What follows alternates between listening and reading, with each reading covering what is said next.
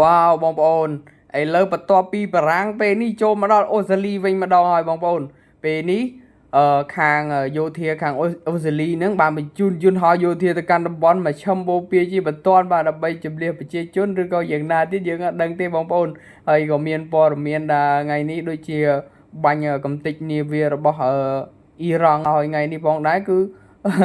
វាច្បងច្បល់មែនតើបាទហើយអ៊ីរ៉ង់បានបាញ់បហានាវាដឹកប្រេងរបស់អាមេរិកទៅវិញទៅមក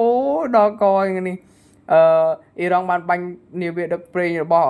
សហរដ្ឋអាមេរិកបាទនៅតំបន់ម្ដុំឈូងសមុទ្រពាក់ដល់កជាការសងសឹកចំពោះការដែលអាមេរិកបានបាញ់នាវារបស់ខ្លួននៅមហាសមុទ្រឥណ្ឌាដល់កនឹងស្អីស្អីទេនេះហើយឥឡូវយើងមកចូលព័ត៌មានមួយទៀតហើយអ៊ីរ៉ង់ប្រកាសមិនចុះចាញ់សង្គ្រាមនោះទេខណៈដែលអាមេរិកប្រាប់ឲ្យអ៊ីស្រាអែលនឹងខ្លួនឯងនឹងបន្តសង្គ្រាមឲ្យដល់ទីបញ្ចប់បាទអូយើងមិនដឹងថាអ៊ីរ៉ង់យ៉ាងម៉េចយ៉ាងម៉ាទេបាទបើសិនតែគ្រាប់មីស៊ីលផុសចេញមកពីដីយើងមិនដឹងថាទៅជាយ៉ាងណាទៀតទេ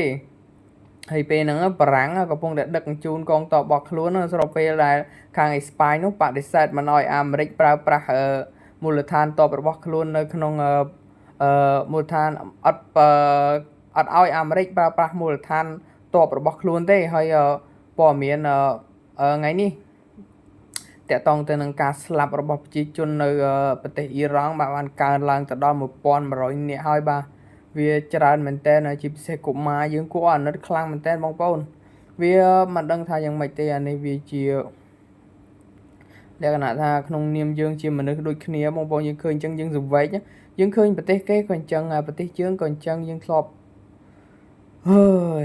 ហើយព័ត៌មានតែចេញមកថ្មីរហូតបងប្អូនហើយអ៊ីរ៉ង់បានបដិសេធថាខ្លួនឯងមិនបាន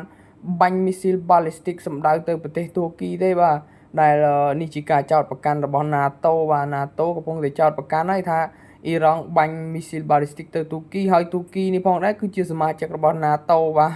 យើងអត់ដឹងថាម៉េចទេបើតាមច្បាប់របស់ NATO គឺប្រទេសណាដែលហ៊ានវាយសមាជិក NATO នឹងលើកទ័ពមកជួយទាំងអស់បងប្អូនគឺមិនខ្វល់ពីរឿងអ្វីឡើយឲ្យតែប៉ះគ្នាគេមួយគេនឹងមកទាំងអស់ម្ដងគឺមកវាយសរុបតែម្ដងដូចថាគ្នា NATO មានប្រមាណប្រទេសគឺត្រូវតែមកទាំងអស់មកវាយអ៊ីរ៉ង់សរុបយកបណ្ដោយវាយក្តោបកំទេចចោលបណ្ដោយឲ្យតែហ៊ានខ្លាំងជាមួយ NATO ឥឡូវយើងកំពុងតាមដានមើលទាំងអស់គ្នាបងប្អូនឥឡូវ